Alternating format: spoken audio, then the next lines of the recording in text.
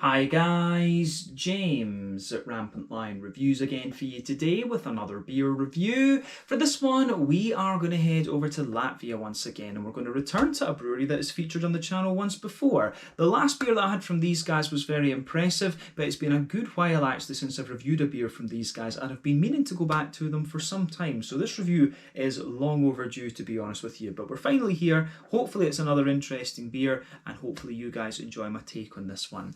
So yeah, for this review then, we are going to go to a little place called Eimuri to the northeast of Riga, the capital of Latvia, of course, and we're going to have a look at my second beer from Ārpus Brewing Company.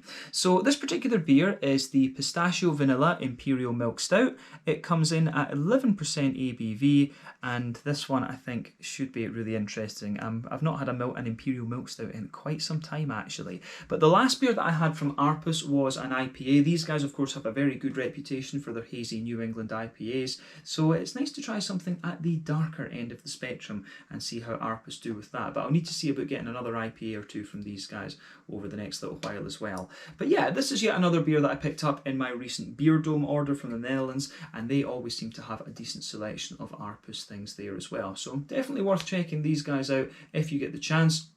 And do go and get some beers from Beer Dome as well. Their selection is ridiculous. But yeah, an 11% pistachio and vanilla imperial milk stout, this one. I think this is going to be another interesting beer. But let's get cracking with it then. So, as always with my reviews, I'll tell you a little bit about the brewery before we taste the beer. If you want to get straight to the tasting, just fast forward. All the usual links are in the video description below. That's the brewery website, the link to my other reviews that I've done from Ārpus Brewing Company before, and hopefully we can add a few more to that in the near future. But there's all the usual social media down there. If you want to see more reviews, do please consider subscribing to the channel. The whole channel of course has a geography-based tagging system, so you can go into the homepage and search for beer based on country, city, state, county, province, prefetch, or whatever it is you happen to be interested in. Do check out the playlist of beers from different countries. There is one there for all the Latvian beers that I've reviewed for you. That's being added to quite a lot at the moment because I do have all those beers to look at from Hoppala as well, so you'll see those appearing on the list, and like I say, hopefully we can add a few more different breweries to that list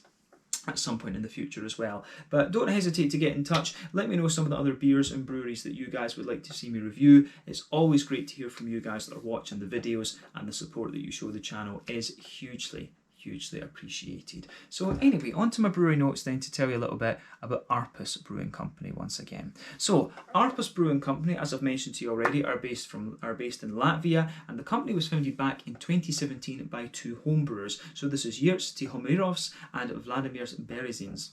So these guys were a gypsy brewery originally and based primarily in the Riga area, and in the first year they brewed at 4 different breweries around the country, and they say that this helped them really understand about brewing with different equipment and brewing different styles and learning from different brewers, working with different ingredients and things like this. So they say that their gypsy brewing roots really gave them a very good base to go forward to create their own brewery. This happened later on in 2019 when they received funding from the Latvian Investment and Development Agency and also the EU Agricultural Fund for Rural Development, and they invested around €200,000 in total in their own brewery, which can be found, as I mentioned earlier, in Eimuri, which is in the Adaji region to the northeast of the capital.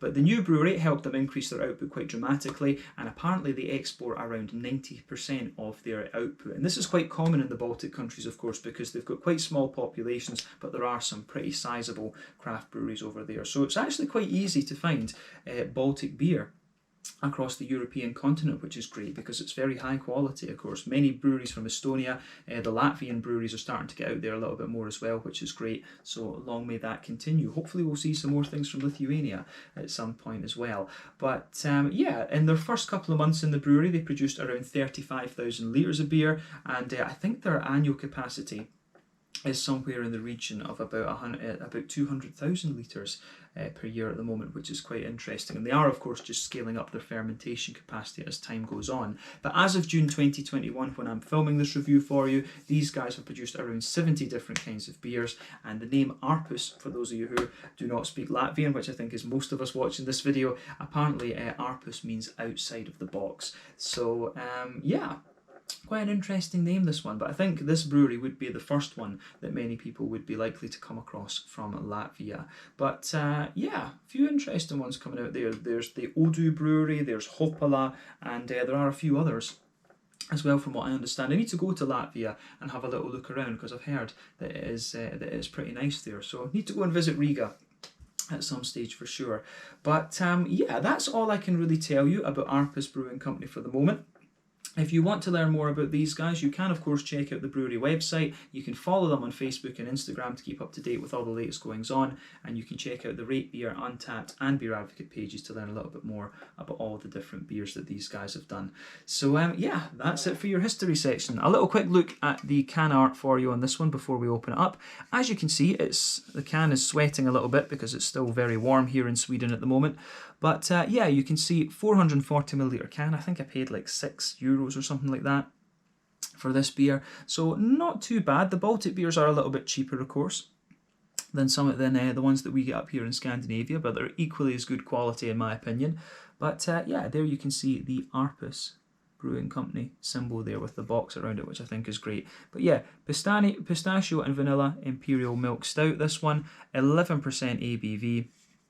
And I think this is going to be pretty nice. There you can see the kind of faded photograph background of this. But this, of course, is quite common for Ārpus Brewing Company. They've always got some really interesting colour schemes behind their beers. But yeah, mostly these guys brew IPAs. I think stouts are a little bit more unusual for them. But that was the thing that struck me about this beer. I thought, I've not had anything from these guys in quite a long time, and I haven't seen too many stouts from them either. And the last time I reviewed a beer from these guys, it was in a bottle actually, and that was an IPA. So always good to, when you try new breweries, it's always good to try something from the light end of the spectrum and something from the dark end of the spectrum. But yeah, let's get this guy out then, and we'll get on with the tasting. I'm very curious to see what this beer has in store for us.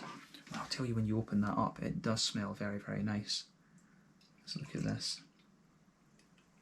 Look at the pour on that. That's a big oily monster of a thing. Ooh, that looks good. I think that'll do for the moment while we check out the appearance and aroma and things like that of this beer. Let me just line it up again.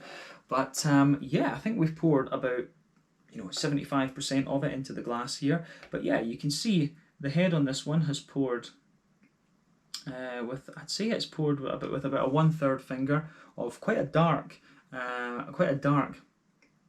tan head. This one, the head's almost got a little bit of a kind of very slightly reddish browny tinge to it, which is great, but it's faded away to just be a very, very thin foamy layer on top and a slightly thicker ring around the edge of the glass. But I mean, it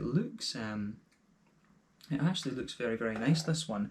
So as you can see, and as you would expect from an Imperial Stout, this beer has poured a black ebony kind of rosewoody type colour, this one, pretty much black as night. If we shine the light through this, yeah, there's not a lot coming through this at all, come to think of it. There's a tiny little bit of a kind of Coca-Cola Pepsi coloured edge around the kind of rim of the glass there, but otherwise nothing coming through this beer at all. This one is black as night. So remember, the colour of your beer is determined by 1, the type of malts that you use. That determines the magnitude of the colour. 2, the length of your wort boil. The more you boil the wort, or the longer you boil the wort, the more the sugar's caramelised, thus you get a darker colour of beer. And a big Imperial Stout like this is probably going to have a wort boil of like 5-6 hours or something like that.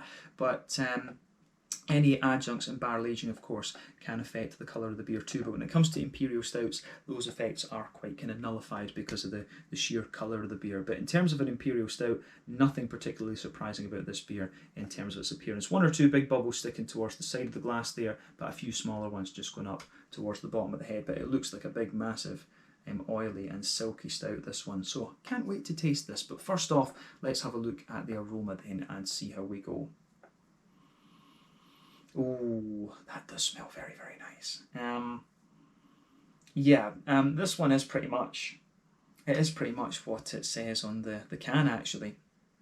It's vanilla, it's pistachios, and it's got that kind of milky thickness to it as well, I guess you could say. So yeah, that's the first impression that you get of this one. It's one of these beers where it's exactly what it says on the can. Absolutely. So yeah, the pistachio nuts coming out of this one, that's probably the first thing that's going to strike you. And the pistachios, of course, have that slightly dry kind of note to them that you often get with those. I don't really eat nuts all that often, but I think pistachios, those are a very, very distinctive Aroma, of course, you know, like hazelnuts and walnuts and things like that are a little bit smoother, but pistachios they've got this very dry kind of character to them, and you smell that right away in this beer. But of course, underneath that, you can smell it. It's sort of a strange thing to say, but you can smell the thickness of the lactose in this beer. You can smell that big sort of milk stouty backbone to this one. The vanilla is definitely mixing in there, and underneath that, you can smell the chocolatey characters of the beer as well.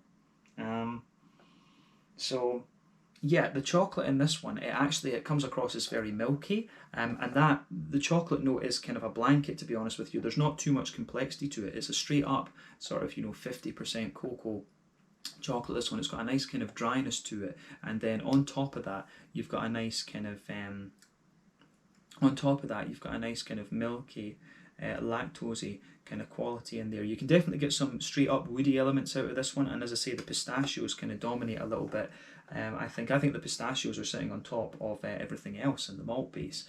It comes across this beer as being, really quite straight shooting in a sense from the aroma, and I think it'll give us a wee bit more depth in the flavour, if you like. And the other thing I would say about this beer is that it does have a wee bit of a brown sugar. You do get a little bit of a treacly molasses kind of thing out of this kind of oily brown sugar, very lightly toasted, I think, as well. So yeah, the brown sugary notes in this beer come across quite nicely, I have to say. I do like a little bit of a sweet kind of brown sugary element in these milk stouts. That always goes down quite well. But yeah, this one, as I say, it is quite straight shooting. A sort of smooth 50% cocoa chocolatey backbone. On top of that, you can smell the kind of milky elements to the beer. If you like, definitely the vanilla coming out with the sort of milky lactosey side of it. You can smell the slightly drier pistachios, then there's a wee bit of a kind of treacly molasses brown sugary element sitting on top. Straight shooting malt base, this one. Don't think there's too much more to say about the malty side of things. Hops though, the hops, nice little touch of earthiness to this beer, but not too much. It doesn't come across as the most hop forward stout, but then again, the Imperial stout is inherently not the most kind of hop forward style, so that kind of makes sense. But yeah, you do get a little bit of earthiness out of this one, and you can smell a wee bit of a sort of floral. Grassy element to this beer as well. So yeah, I like how that goes together. You do get a wee bit of a kind of floral depth to the beer, but there's a wee touch. I do get a little bit of a slightly citrusy, grassy sort of thing. But remember, the longer that you keep this beer, the more those hoppy characters are going to kind of drop out of it. As a beer gets older, the IBU does kind of drop down, and the sort of hoppy flavours do drop out a little bit. But yeah, of course, that depends on the beta acid of your hop. The beta acids are the ones that kind of determine how long the bitterness hangs around in the beer for. But yeah, the green component of this one is quite nice. On the fruity side of things though, there's a few interesting things to it. There's a little bit of a sharper raisin in there. I do get quite a bit of a sort of juicy kind of plummy element out of the beer, and again, that comes across really quite nicely in this one. The fruits, there's maybe a little bit of a kind of blackberry kind of note there, slightly oily blackberry, some juicy black currants as well. But yeah, wee touch of raisiny note, big juicy plummer, and a wee bit of a blackberry. I think that describes it quite well. It's got a nice juicy and kind of wet fruity character to it, this one, I would say. But yeah, take a wee bit of time to ponder over the aroma of this one before you get stuck into it. But I think it's about time that we have a taste of this beer. So let's just fire the last of it in the glass then. You can see how thick this thing is, it's mental. But when it's got lactose in it, then yeah, it is certainly going to be. But this has got oats, wheat and lactose in it, so I think it should be quite nice. No sediment really visible on the bottom of the can there, but again, if you leave it a little bit longer to drink it, then I think you will get a little bit more of that. But yeah, this one is the Pistachio Vanilla Imperial Milk Stout from Ārpus Brewing Company in Eimuri in the Adagi region, close to the capital Riga, just to the northeast of the city. But let's get stuck into this one. Slanje, skål, cheers, Prieka, my first beer from Arpus in, what's this? Oh, this must be about 2-3 years, something like that, maybe even longer. But let's get stuck into this one. Prieka.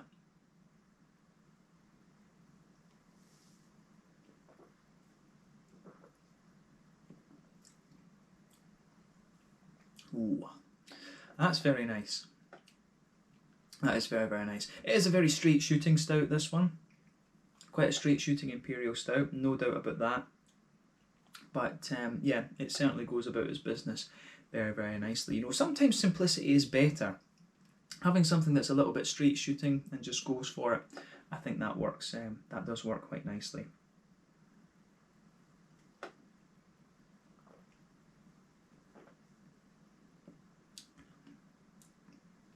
Yeah, glad I bought this beer. This is absolutely solid. And as I say, it's always good to get a measure of what a brewery is all about.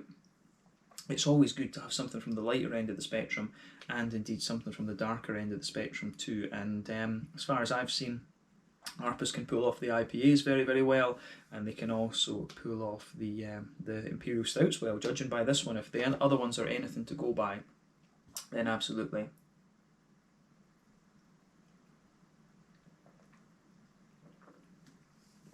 So, yeah. Where do we start with this beer then?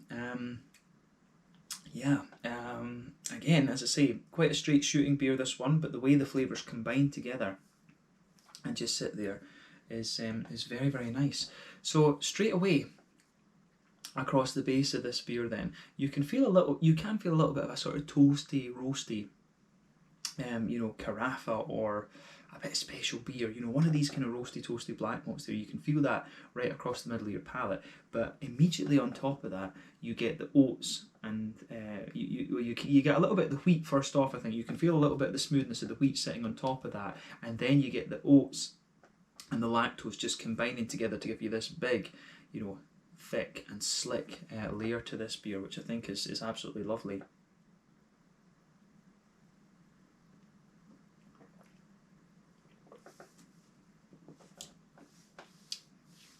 But yeah, the malty side of this beer is very, very nice. What I'm trying to figure out is exactly where the chocolate is sitting in this one, because I've said, yeah, on top of the wheat you get the oaty, vanilla-y type layer, but then you're getting the sort of the kind of chocolatey layer kind of coming out a little bit later on. I think the chocolate in this beer really comes out a little bit more the further you go into the aftertaste, which is quite interesting. So yeah, on top of that sort of very light wheaty layer that you have, the kind of slightly breadiness that this beer has, and of course that develops further into the aftertaste, you can feel the chocolatey notes coming out of this beer. What I would say about the chocolate is that it comes across as a little bit more kind of bitter and harsher in a sense than some of the other ones that we've come across in recent times.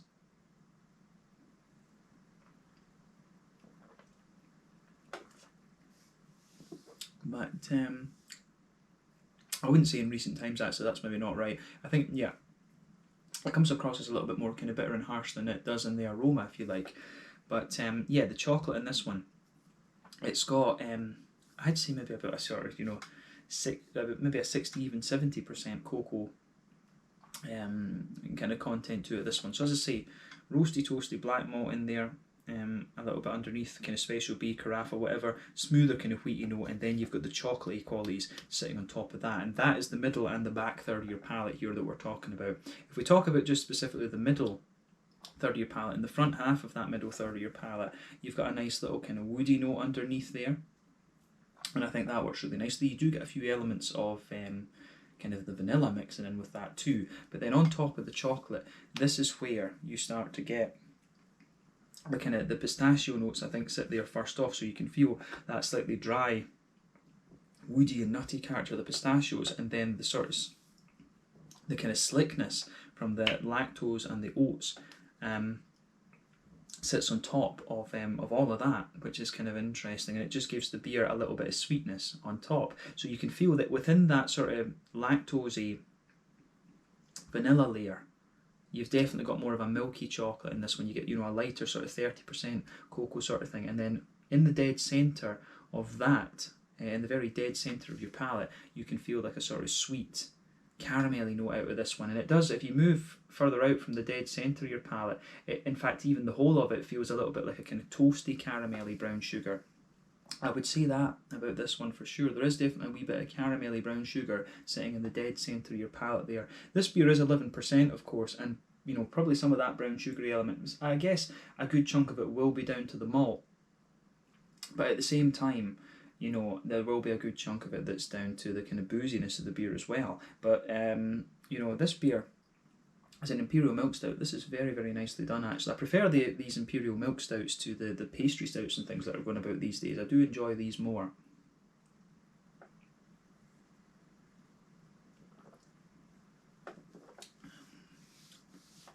But this is certainly very nice. I guess in a way, the pistachios in this beer perhaps give the impression of like a pastry stout in a sense, because of the kind of dryness and woodiness that is an inherent part of pistachio flavour. But yeah, I really think it works. It works quite nicely in that sense, absolutely. So yeah, I think the kind of malty side of this beer is very nice. So that's the middle third of your palate. If we go into the back third of your palate, on that border region between middle third and back third, you can feel a little bit of a build up there, and a wee bit of a kind of toasty, a little touch of a kind of toasty, grainy sort of thing to it. So I do like that. But then if you go into the back half, or if you go into the back third of your palate, you can feel the kind of the sort of toastiness coming out of the beer. It gets a wee bit bitter going further back. There's a wee bit of breadiness on top of that, and then you've got a nice, as we say, you do get a nice little bit of you can feel the yeasty character sort of coming on top of that. So on top of this kind of wheaty layer, you can feel the slightly taller yeasty elements of the beer coming out. And when you start at the back of the palate on this one, you can feel the flavours a little bit taller. Then as you move further forward, it condenses down. And then in the middle third of your palate, you've got all those nice flavours that we were talking about earlier on, just squashed a little bit, kind of closer together. So yeah, I really like how this beer goes about its business from that perspective. So thumbs up to Arpus on this one. I think they've pulled off the yeasty, adjuncty and malty side of this beer really nicely. They do work very well. You do get just a little bit more of a kind of grainy dryness and stuff toward the back of the palate in this one, which I think is great. So yeah, that works very well. On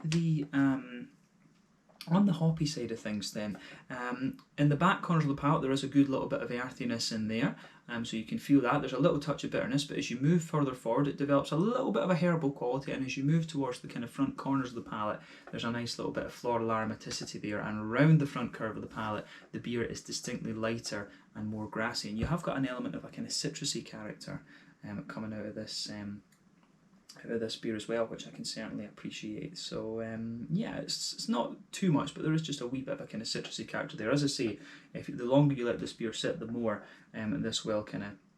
this particular flavour will drop out of it in that sense.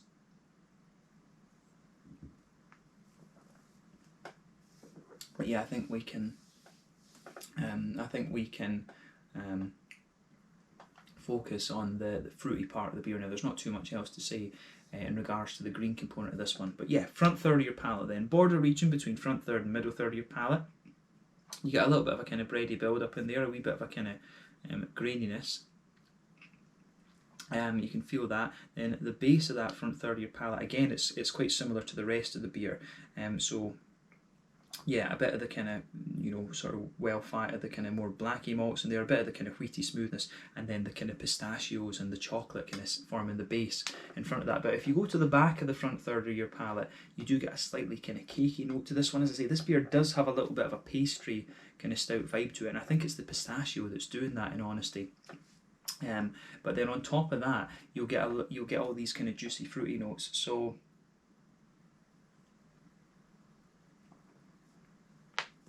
yeah, and there's a wee bit of a kind of slightly raisiny sharpness to this one on top, but underneath it you get a little bit more of a kind of juicy plum. And then as you move kind of further forward on the palate, you get a little bit more. You get a bit of a raisiny note in there, a bit of a kind of oily plum underneath, and then as you move further forward, you get the more kind of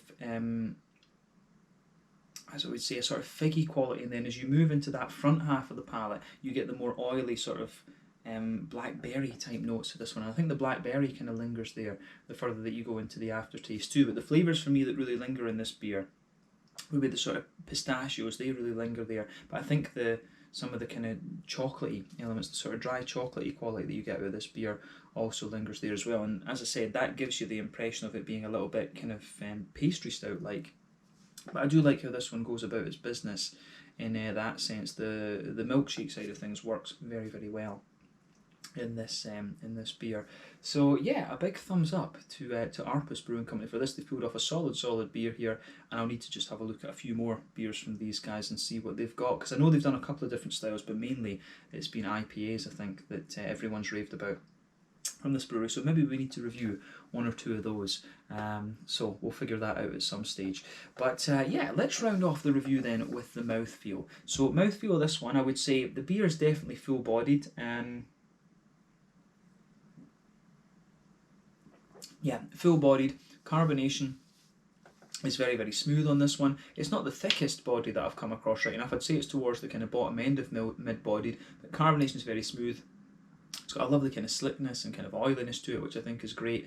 And then in the, as you would say, in the kind of malty side of this beer, you've got a good balance of dryness, sort of smoothness, sweetness, and also you know, the kind of thickness, if you like, from the oats and the lactose and all of this. But yeah, a little bit of bitterness to the beer. I think this one must have about 20 IBUs or something like this. There's a bit of bitterness from the malty side of things as well, so a little bit of earthy bitterness from the hops and a wee bit of a kind of malty bitterness in there too. And yeah, some nice juicy fruity characters coming out of the beer there as well. But yeah, I do like how this beer goes about its business, that's for sure. As I say, just a lovely kind of big slick Imperial milk stout, this one, and Arpus have shown themselves to be very, very solid once again. But yeah, I think we can leave it at that for this beer. It's an Imperial milk stout, that's for sure, but it does give you a little bit of a kind of pastry stout vibe because of the dryness and the kind of dryness and woodiness of the pistachios, if you like. So yeah, big thumbs up to Ārpus Brewing Company for this one. But yeah, we can leave it there. So this one was the Pistachio Vanilla Imperial Milk Stout, an 11% ABV one, this, from Ārpus Brewing Company in Eimuri in the Adazi region to the northeast of Riga in Latvia. So yeah, definitely cool to return to these guys once again after such a long time. I hope you guys enjoyed my take on this one. Let me know your own thoughts on the beer in the comment section below. Let me know what your favourite beers are from Ārpus Brewing Company as well. Like I say, I do want to return to these guys for a look at another IPA or two at some point, and I'll see what other styles they've got as well. But in the meantime, thank you for watching. Check out my social media, check out Ārpus Brewing Company, check out Beer Dome in the Netherlands as well. They've got a great selection of beers, which is where and that's where this one was bought. Thank you again for watching, and check out all those links. Till the next time, Slanja, Skål, cheers, Prijeka, since it's a Latvian beer, and I'll catch you guys in the next review. See you soon.